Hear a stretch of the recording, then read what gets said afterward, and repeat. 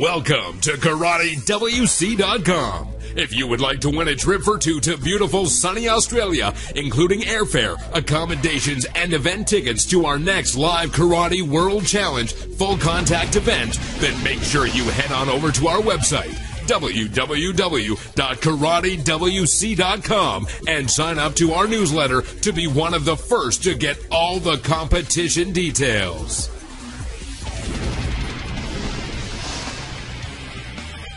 Yeah, it's just Mark Murphy here from Karate World Challenge with Pete Graham, mixed martial artist of Australia, and just here to talk about Pete's recent runs into boxing. And he had a heavyweight fight recently, and let's see what Pete's got coming up. Over here, Pete.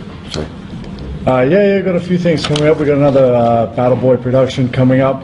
Boxing, we've got kickboxing and mixed martial arts on it. Who knows, we in the future might have a full contact Kyokushin fight as well.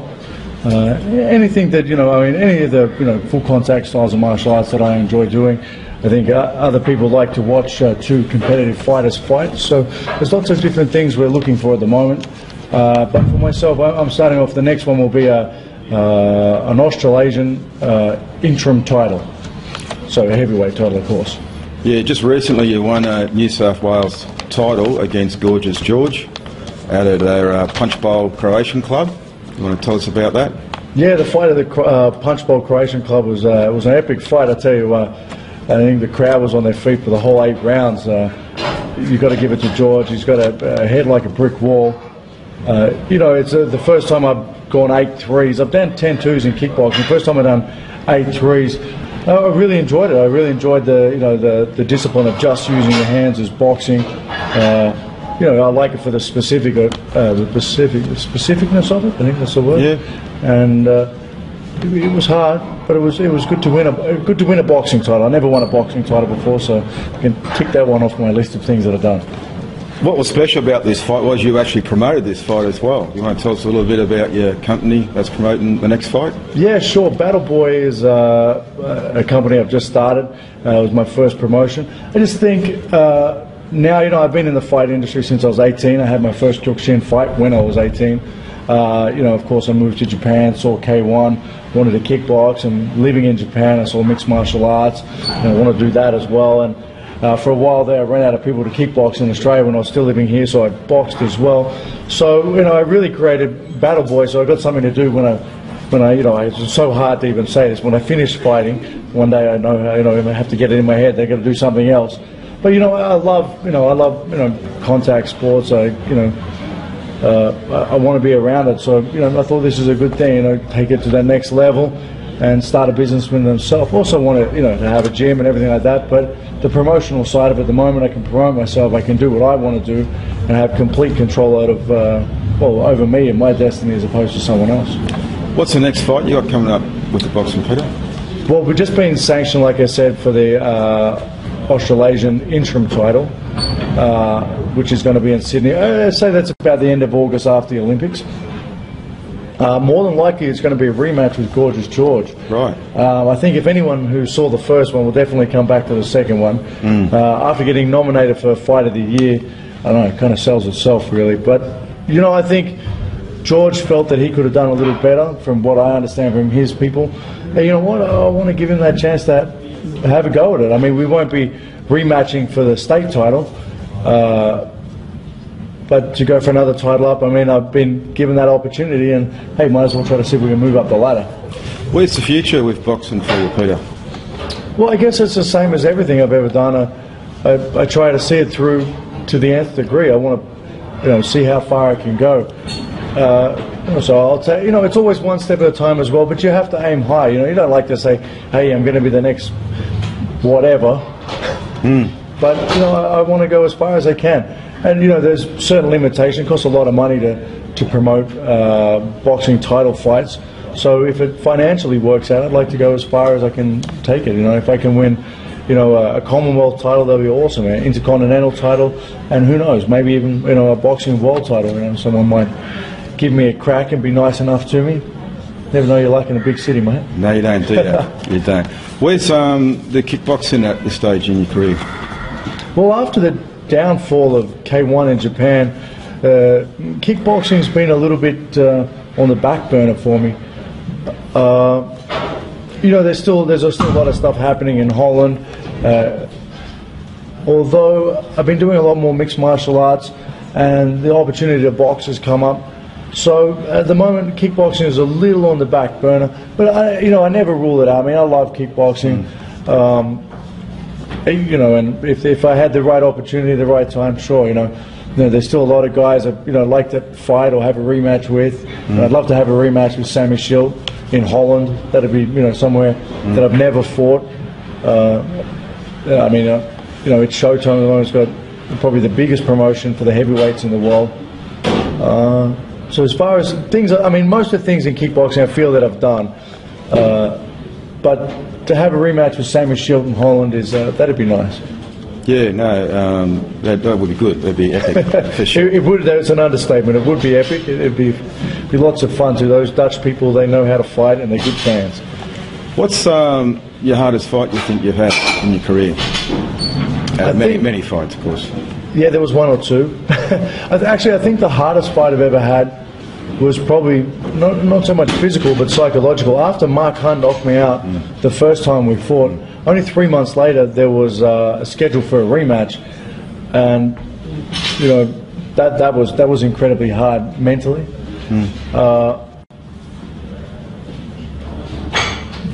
Mark Hunt is definitely a scary human being, and the rematch with him, for the record, I won. So, but it was it took all my, everything I had, an immense amount of concentration to beat such a great athlete. Athlete, yeah, that's for sure.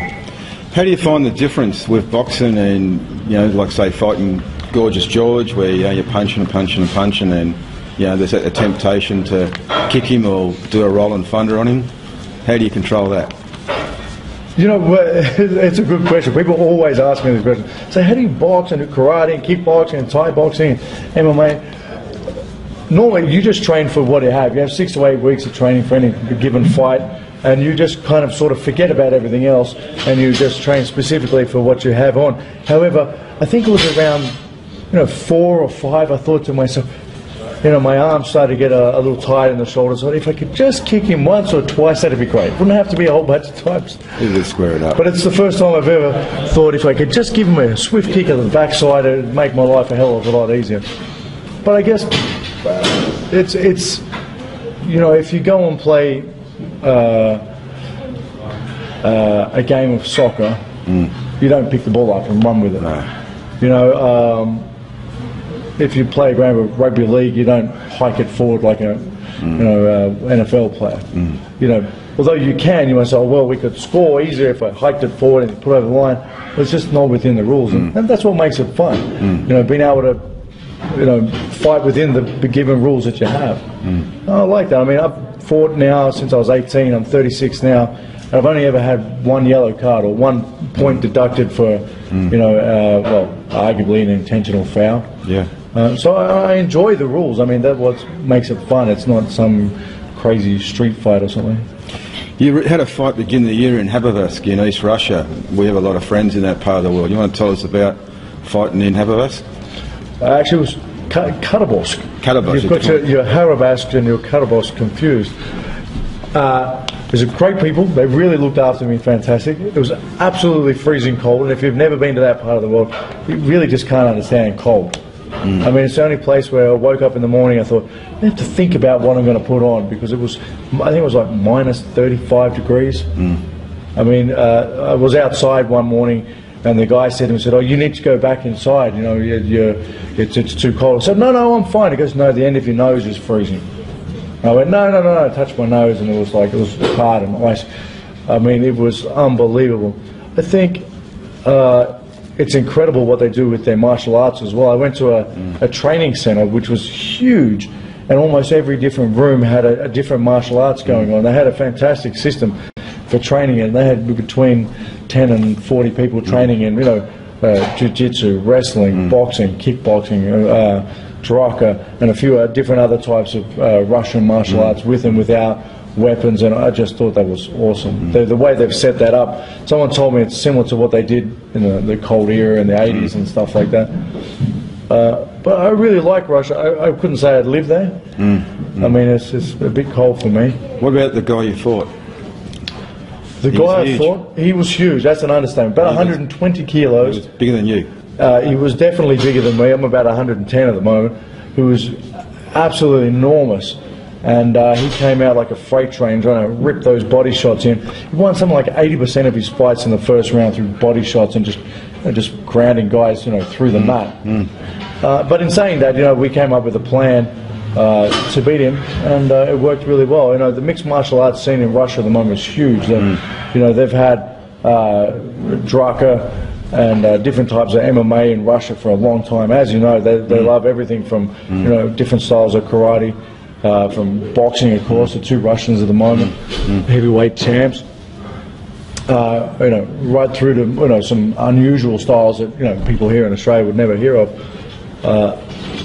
So it's just great. Yeah, it's a great breeding ground for combat sports. It really is. There's a lot of hard guys and girls. And girls, yeah, and then they're very passionate about it, as you know. So where to from from Peter Graham? Well, the next one is, of course, the boxing fight, probably end of August. Looking for a I have been told that I've become the #1 contender in Draka, which is a Russian MMA. So I wouldn't mind a title shot there if they organise it. So that's on the back burner. And not much, like I said, not much happening with the kickboxing. And I'd like to do as much as I can for my own promotion, Battle Boy, and hopefully that goes the right way. And who knows? Maybe 10 years from now we'll be talking about the biggest promotion in the country. That's right. Who knows? Maybe I'll be asking you for a job. I don't know about that. I'll be a good labourer. Here you go, boss. You'll be right. No, Peter, how did you get started in Japan with fighting?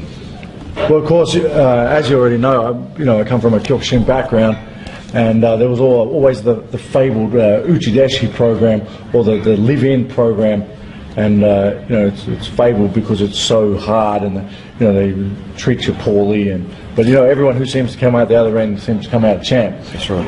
And my sensei Graham Porter, was always said how difficult it was, and it was it really was the place to be if you ever thought you were going to go anywhere, really seriously in Kyokushin. I'd been saving up for a car, like most young guys. It was fairly important to have a nice car. I'd saved up about $5,000, and my instructor said to me, "Pete, have you got any money?" I said, "Well, I've got a bit." He said, "Look, we're going to get you into the Uchideshi program." And I went, "Wow, how much is it going to cost?" I said, $5,000. I was like, "Oh no!" But I did it, and what I ended up doing was I actually went via the United States. I went to a seminar with Shihan Bobby Lowe. Right, yeah, just recently passed away. Yeah, may he rest in peace. What an awesome guy.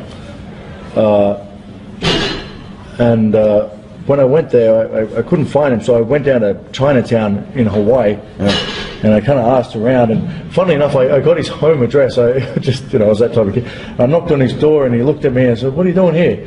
I said, "Well, come here for the seminar. It starts tomorrow." I said, well, can I do anything for you? He goes, "Yeah, sure, you can help my wife garden." So did the whole Karate Kid thing, and went out and helped his wife do some gardening. A really lovely lady as well. And he said, and there was another guy there as well. I can't remember his name though. And he said, "Well, I'll get you guys some lunch. I'll get you something special." I thought, "This is great. I'm going to have some type of real traditional Japanese sushi or sashimi or something." Came back with McDonald's, which was awesome anyway. It's all American. So the all American McDonald's. Then I went to the North American Karate Championship. Right. Competed. It was huge, a massive tournament. I came fourth in that. And then I went off to Japan, and I moved into the dojo there. Before they let you in, they gave me a day before I moved in, and I got to look around, Tokyo a little bit. Just an absolutely incredibly massive city. If you're used to, even compared to New York, it's huge. I mean, which is It was just unbelievable to me how big it was, and I moved in, and the Uchideshi program is it really is incredibly hard. I mean, you train morning, noon, and night. They basically control everything from where you sleep, what you eat, what you do, and there wasn't any, it wasn't a discussion. They're just telling you. It's like doing a Kyokushin class 24 hours a day, 7 days a week. All you did is eat, sleep, and train, and just try to consume as much food as possible, because your weight would just drop off. I have a friend who went there and did the same Uchideshi program. He went in at about 130 kilos, big guy as well. He left at 85 in 3 months. Wow. It was. Incredible. I mean, they just cane you. But I mean, it produces champions. He's a great fighter, and he's a good guy. And guys like Nicholas Pettis, and when I was there, it was Nicholas Pettis, it was Francisco Filio, Globe Fatoza, Judd Reed was just there before me. Gary O'Neill, Walter Schnobel. I mean, these are the guys who were there all the time. So, the pool of guys who were there, and of course all the awesome Japanese fighters as well, was it's stupendous. It's awesome. You get there and then you just get your ass kicked every day, though. So you either ship up or shape out, or they just kick the shit out of you and you've got nowhere to go. At that particular time, I didn't even have any money to change the ticket to get back, so I was there for the length of the program anyway, whether I liked it or not. So great apprenticeship. Great apprenticeship. Recommend it to nobody. Pete, what advice do you give to anyone who want to get started in the combat sports? Combat sports, I guess the most important thing is you just have to be really, really passionate about it. Because otherwise you'll run into other people who are really passionate about it. And unlike ball sports where you miss the ball or you fall over, someone will kick the shit out of you. And it happens. I mean, unfortunately, not everyone's a nice guy within the industry. Most people are, but there are the people who are a little, nuttier than others. So, I mean, when you first start, you just got to train. Train. Minimum train 3 times a week. Absolute minimum. 5 times a week is a good start. But the amount of dedication you put in and the amount of hard work you get in, you certainly get it back. And it's consistently doing the right thing continuously. Because your background's Kyokushin, Peter. I mean, Kyokushin taught me the most important lesson that I've ever been taught in my life, let alone combat sports, is discipline equals success. Period. I mean, that applies to absolutely everything in my life.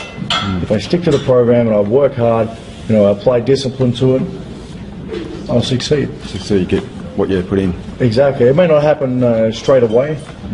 It certainly doesn't happen overnight. And if you're passionate about it and you love it, and you don't become the next world champion, and you don't become the superstar that you always dreamed to be, I guess, the worst thing that really happened is you spend all your time doing something you love, and really that's not so bad, is it? No, it's not a bad thing to happen. I mean, there's a lot of people who do a lot of things all the time, and they just get to the end of their lives or halfway through their lives and go, oh, geez, I wish I did that. And if you really love it, you should do it.